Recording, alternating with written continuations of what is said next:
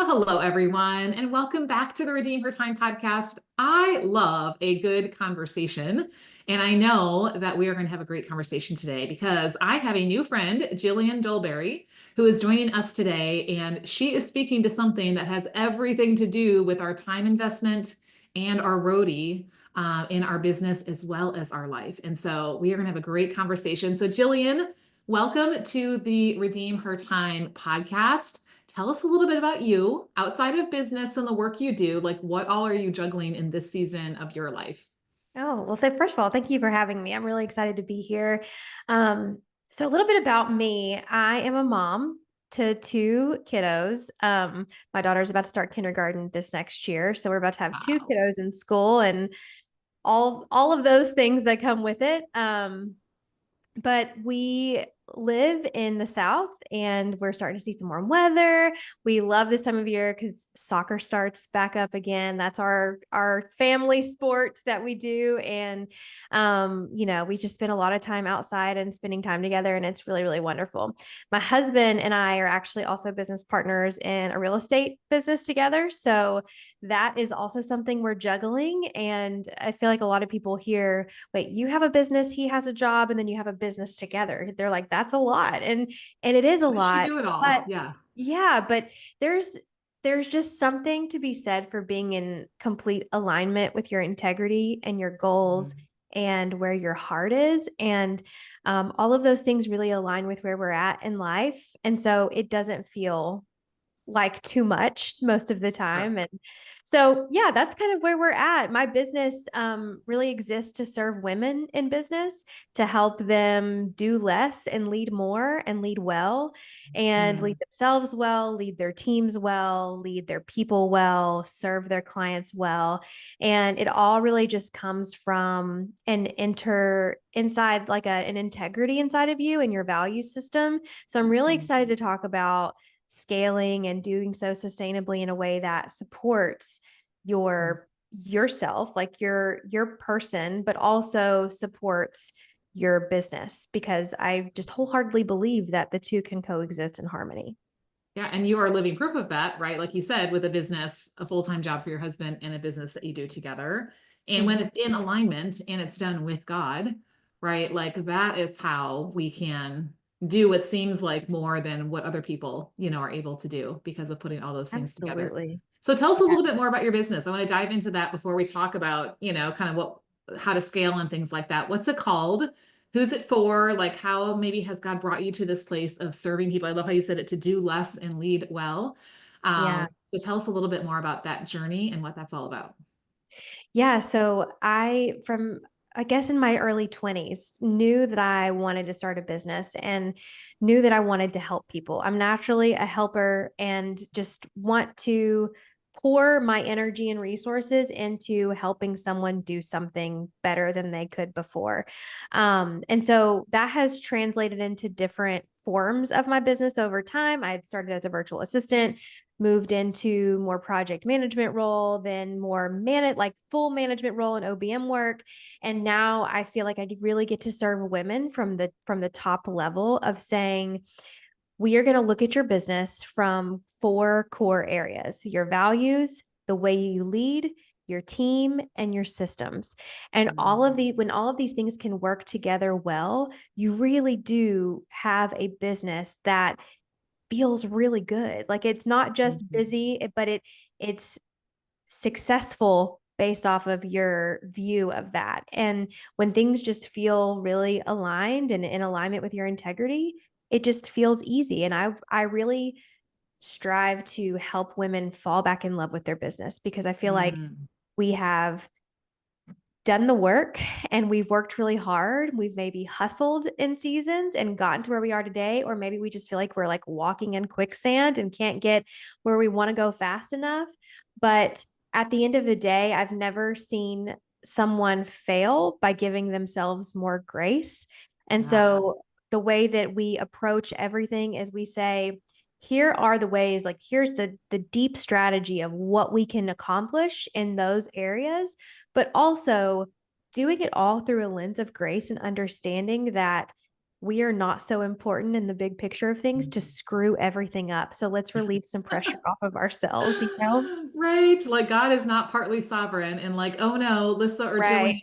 left when I meant them to go right. And now suddenly, like everything. I love that reminder. Yeah. And I Yeah. love the grace in there. And I know you talk about being grace filled. And Yes. that's so important, not only grace, for ourselves, but also realizing that we only do this because we're filled with his grace. And that's what allows us to do that. And I love how you talked about it, not just being busy. One of the things we talk around here is running a busyness.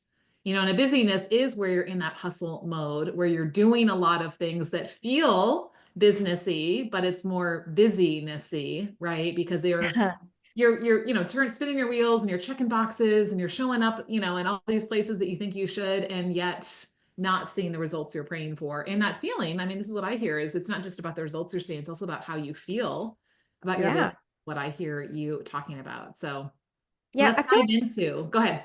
Well, I was just going to say, I feel like the women that I work with, we all feel this personal connection with our Mm, business.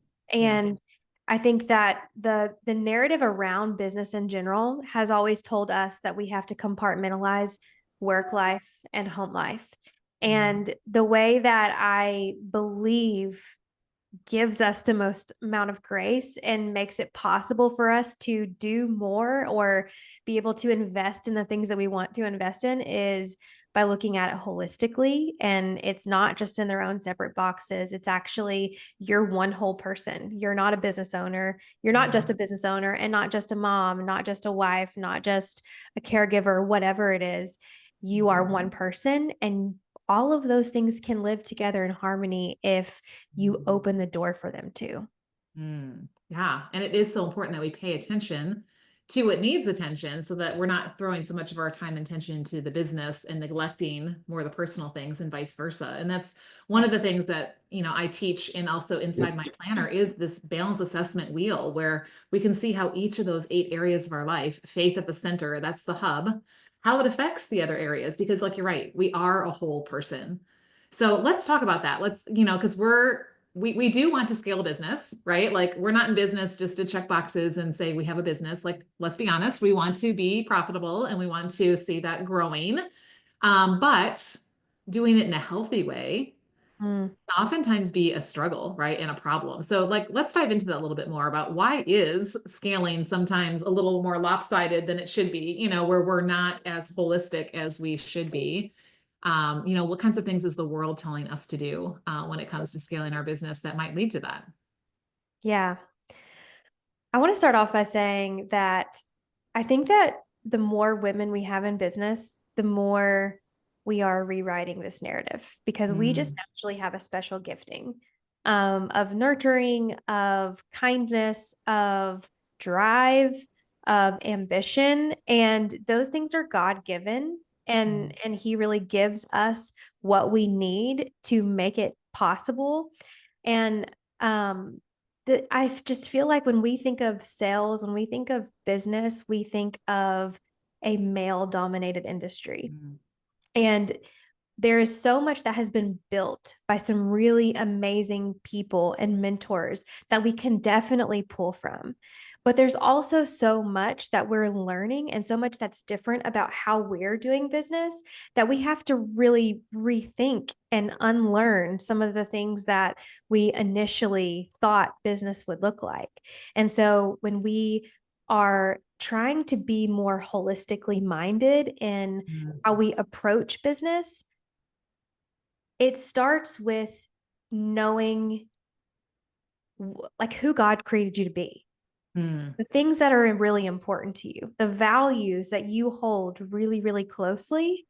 And if we allow that to be the piece that helps us take steps forward, it helps us make decisions, it helps us delegate, it helps prevent us from being disconnected from our business where we just like go, go, go, go, go. Because when we only look at those like vanity metrics, like, mm. listen, making money is important. Like, Sure. I bring home a paycheck for my family. It's extremely important to us. But In the moments where money is tight, money's not there, cash flow is scary, there's got to be something else that we're tethered to that keeps us going. And I really feel like that starts with our value system and what God has given us for this business. Yeah, because we are about making an impact. I mean, I think the Yeah. more women that I talk to, that's really our heart, right? It's not necessarily a dollar amount. It's the lives that are being changed. It's the people that are being touched and all of that. And the dollar amount is that reflection of the value, that's being given and all of that. But I love that it being tied to our value system because that is important. And that does make it on the day when we don't feel like it. Let's be honest. We all reach to have those days, or the day where it seems like everything's falling flat or nothing's working, that we can keep going. So what I always like to kind of put side by side the way the world is telling us to scale a business versus the way that, we as believers, are approaching this. So kind of like how is the world maybe kind of saying this is the way to scale a business, and what impact does that have on our personal well-being and even the health of our business? Yeah.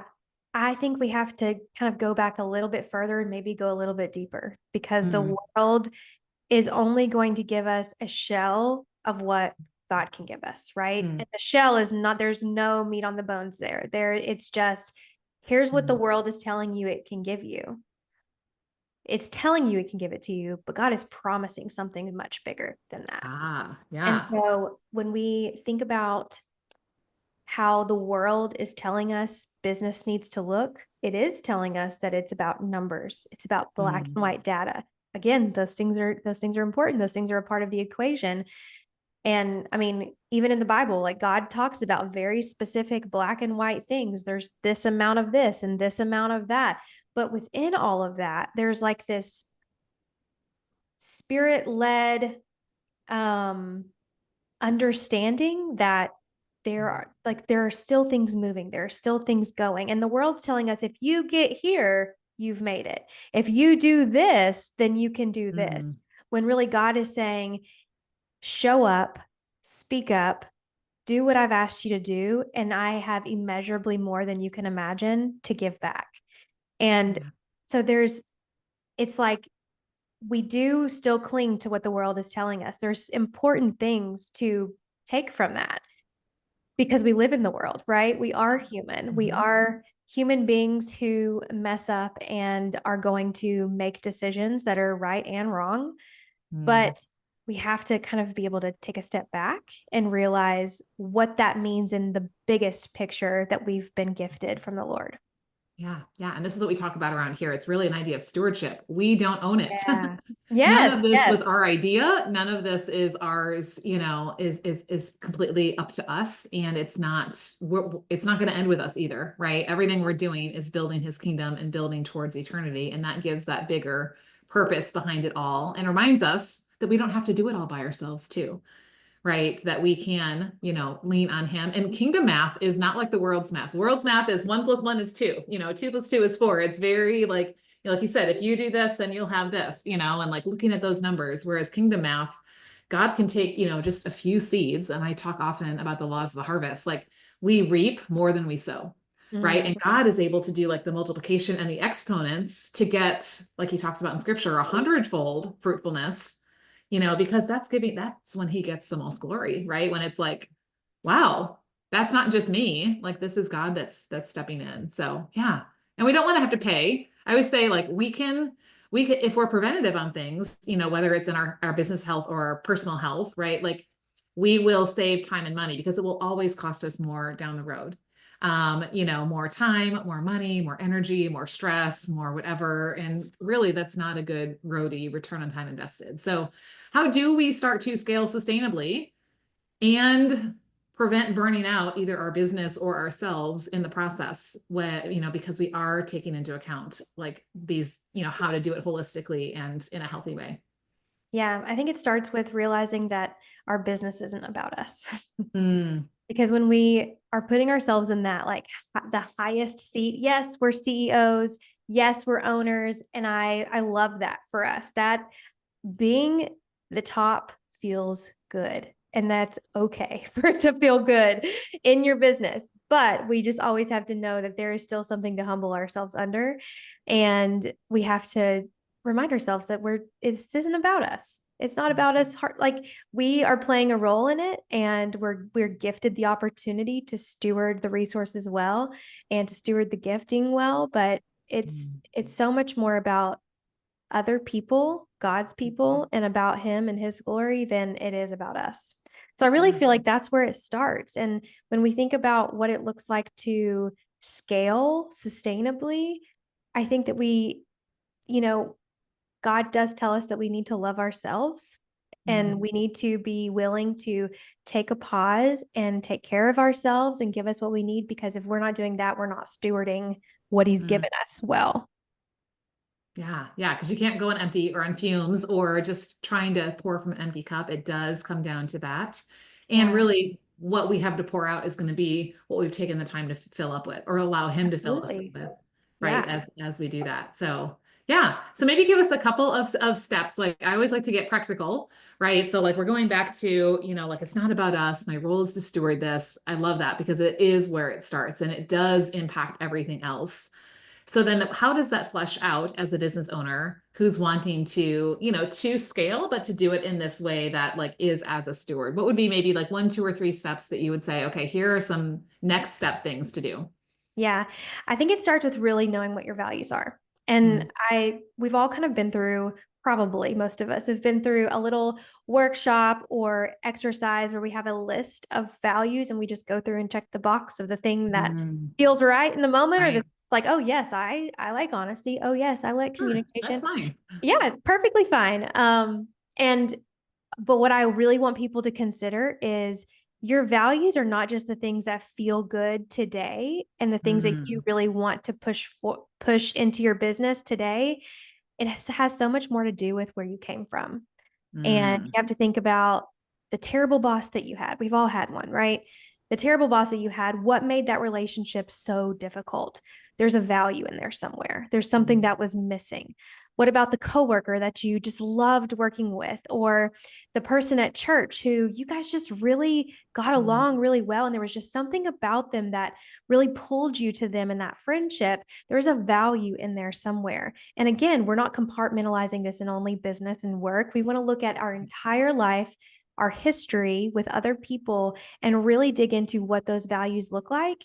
And then the next step of that, I want you to think about what those values look like in action in your business. So mm. we're pulling from our past, the things that in our life experience that mean something to us for like a really good reason. And then we want to turn that around and say, okay, well, if I know that's my value, what does that actually look like living and Mm, breathing in my business? What does that look like in how I communicate with my clients? What does it look like when I deal with a difficult team member? What does it look like when I need to have a hard conversation or set a boundary? And so taking it a step further, identifying the way that it looks as a living, breathing thing is going to help guide all the next steps forward. Because mm, the other things that I would say are implement that into your decision making. Give yourself an intentional pause before you make decisions. And it could be as big of a decision as pitching a podcast, it could be about hiring somebody new, it could be about, should I even take this client on? Because there's just maybe something about it that I'm just uncertain about. Having that pause and saying, like, of course, prayer as well, but being able to look at your values and say, I like, if I'm looking at how they live and breathe in my business, I feel like this might challenge those things. And mm. therefore, we can adapt our decisions to a better outcome because we've considered what's most important first. I And love that. then, yeah, and then in taking it a step further, when we're delegating things to people, we want to Mm, consider that as well. Delegation is really, really hard for a lot of us because we believe that no one can do it better than us. And that kind of points back to the mentality that we are the most important thing in the business. Like it exists to serve us. And that's just really not true. And there's a lot that we can do in terms of like hiring the right people. And I have so many different techniques. And if we need to talk about a hiring process, I am your girl. I have a tried and true process. But there's so much more to it than just handing something off. There's a Mm. level when we're able to be clear, we are being extremely kind. And so when we're being clear and delegating something to somebody, making sure that how we've delivered it to them aligns with our values and what's important to us is going to also affect how we feel in our business and if we delegated it well. Just handing something off to somebody because you're exhausted from it doesn't solve the problem. Right. Yeah. That's just someone checking a box. And I love how you're starting with us, right? We have to always lead ourselves first and identifying what are the values that, God is really bringing to the surface and that really, like you said, like really resonate with us. But then as we bring on team members, that then needs to be an extension, of that as well and making sure that there is alignment. So I would love if we can get practical, like what is one of your values? I would love to hear like one of your values and then maybe just give us a couple ways that that is fleshed out in some of these different things. Yeah. One of the biggest things for me, and it's like, I'm going to start with the heavy hitter. Okay. Okay. Like there's a lot, like I'm a big communicator and I think that that's really important. And there's so many different things that could share. But the biggest thing for me is to honor every person in the room. Mm, And what that means, so let me kind of walk you through what I just explained. So where that comes from for me is a long time ago, 10 years ago, maybe, I was in a situation where I had to have a really hard conversation mm, and with somebody that I really cared about. So there was a personal connection there, but the conversation itself was like really, really hard. And I was afraid that this person was going to get angry with me. And it would, it was a business slash work conversation. But because we had such a deep personal connection, it just made it really messy and it brought a lot of fear up for me.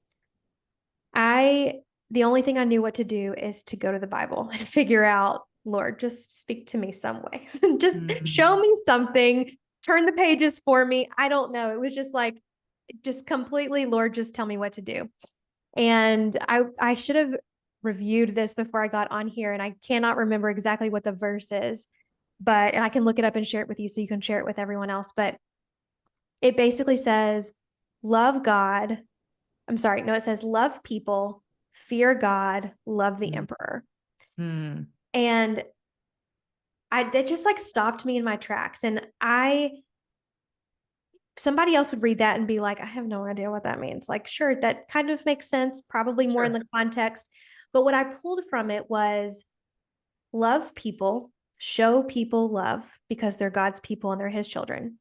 Fear God, put Mhm. the respect in the right place, right? We are reverent to him. He is sovereign for us. Let's put him in his highest place. And then honor the emperor. When I think about emperor, that's someone who's in charge, who's human, so probably not leading in all of the amazing ways that we really want leaders to lead in. And some leaders are great and some need some work. And so I was in a situation where the leader needed the work and the leader needed some truth. And I just felt like I could not share this. It was out of integrity for me to say nothing. So I had to have this hard conversation. And that verse struck a chord with me to say, I need to figure out how to honor them and honor myself and honor God because Mm. those are the people in the room. And so that's where it comes from for me. In terms of what that looks like in my own business, I've had several hard conversations, whether it be working with somebody and there's like a misalignment in communication, there's a misunderstanding, they didn't deliver the product, they felt like I didn't deliver the product. There's just like all kinds of circumstance or firing someone. There's all kinds of circumstances we're going to have hard conversations where people's emotions are begging to be the biggest thing in the room. Mm. Urgency is begging to be the biggest thing in the room because what we feel is like demanding to fill up the empty space. But when we start with our values and we say, okay, I know that the biggest thing in the room is going to be to honor everyone. That means that I know how to honor people is to be clear, be kind, and to be loving. Truth is loving. Clarity is kindness. And I know that if I can be honest and try to understand that person, seek to understand them, they're going to let their guard down, because when we seek to understand people, they just naturally feel more seen and known and loved, even if it's not a loving like conversation necessarily. And so to put those values in action is, it's basically setting fire to the good things in your business. And so for me, that has been one of the hardest, the most humbling, and the greatest gifts that I feel like I've preserved in my business. Yeah, what a beautiful picture. Thank you for taking us through that. I love hearing that example and hearing where it came from. Because like you said, it resonated with you because of some past experiences, and now you're able to apply it in a positive way to help you in scaling your business. Is what I'm hearing as I'm thinking about this is, if honoring, right, is the value, and we are not in alignment with that, then that scaling is going to either be really fruitless, or it's going to be really frustrating, or it's going to be really exhausting, or we're just going to always feel like it's, this work because we're pushing against something that's out of alignment. So, how does us taking the time to really evaluate what are my values and why are they my values, and how does this flesh out in my present circumstance, aka our business or an area of our life? Like, how is this going to affect our time and our return on time invested, especially when we're working on scaling a business? Yeah. So when I tell people before you make any decisions, wait or take a few minutes, they're like, but time is money, or time is important, or I Right? don't have time. We're always feeling like we don't have time. But what we really can't give up is what we're losing by missing the most important pieces. It's Mm, like we have to be able to evaluate the opportunity cost. And if we use our time more wisely, we are going to reap more benefits from that mm, moving forward.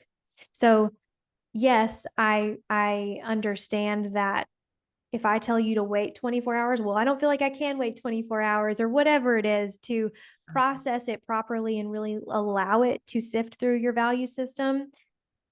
I just encourage you to consider, what are you giving up mm, by just scooting forward to the next thing? What are you giving up by answering the question right away?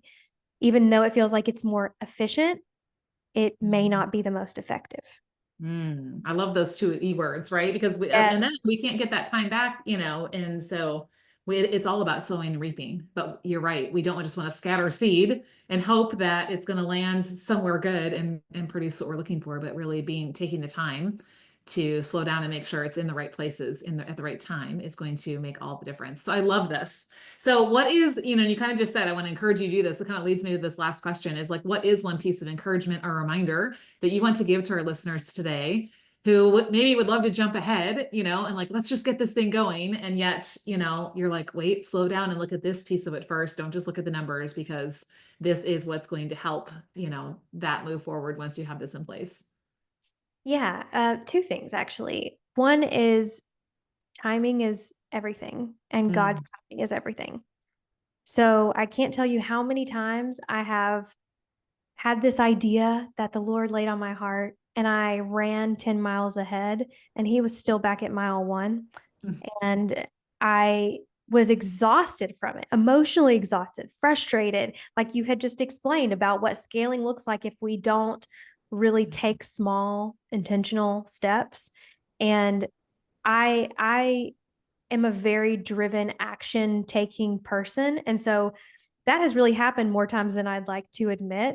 And still sometimes I'll get ahead, and then I'll be like, okay, no, I need to sit back down in my seat. I need to wait for God to reveal the next thing, because that's not what the world tells us we need to do. We need to plan 6 months ahead. We need to plan 3 months ahead. We need to plan a year in advance. I want to look at my business in 5 years. And those are very important practices to consider. But again, just how we were able to like schedule this podcast interview, timing is really important. mm, And mm, God has a bigger plan for what that looks like. So being able to take a pause and mm, consider those things is mm. just imperative for being able to scale sustainably. In Yeah, addition I to call it, that, oh, go ahead. oh, go ahead. I was gonna say, I call it the CEO pause, right? Because Yeah. and I've redefined a CEO, my audience knows this, is a Christ empowered operator, not the chief everything officer, the chief executive officer, but like, yeah. And so I need to check in with the chairman of the board. I need to slow down and make sure that I'm listening to the spirit before I just jump in. So I love that you're reminding of us not getting ahead of him and his timing being perfect, right? Yeah. Slow is not unsuccessful either. Right. I think Yeah. that I think that's something maybe we hold on to, or it's a story that we tell ourselves that slow is unsuccessful. Mm. Because we do love an overnight success story, right? We love to Right. read about those, even though they're not usually They're not overnight, but really. to us, it feels that way. We love some instant gratification. But the other thing I wanted to kind of remind everybody of is you just can't give yourself too much grace. Mm. And it's not by telling yourself, it's okay, I didn't get that right this time. It's okay, I'm not where I thought I was going to be. It's okay, I didn't meet that goal. It's okay that my revenue's low this month. By telling us those things and giving ourselves that internal grace, we're able to get up faster. We're able to take Mm. up action faster because we take less time recovering from our expectations not being met. So Mm. I think that that's just something really important that I really want people to hear is grace is such a big part of business and no one talks about it. Yeah, but here you are, and here we are talking about it, Yes, and we are that's talking what I about it, which love, is right? amazing. We are Yeah. willing to say what other people aren't saying. And so, yeah, as we end, obviously we could keep talking about this topic because it does matter and it matters so deeply. And I know that my audience is resonating with this because they're doing it from a sense of calling, not just, Yeah. this idea of I'm just doing this to do this or, to try to build up all these accolades and things like that. So what resources do you have to support women in this? And what would be a good next best step? Make sure you mention your podcast because I know that that is a resource that talks about grace as well. So what would a good next step be to connect with you or continue leaning into this process? Yeah, so I have a quiz on my website and it will reveal what your natural strengths and your leadership strengths are and how Mm. to maximize and leverage them.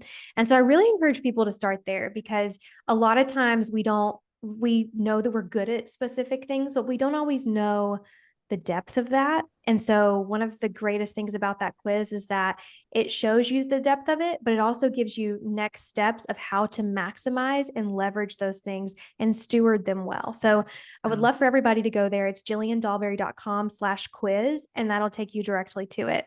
And the way that we work with people is we have a couple of different packages and ways of working together, but the core offer that we have is walking together for 90 days, digging into leadership, systems, and team, all through Mm. the lens of your values. And we do all of that intense, deep work on the forefront.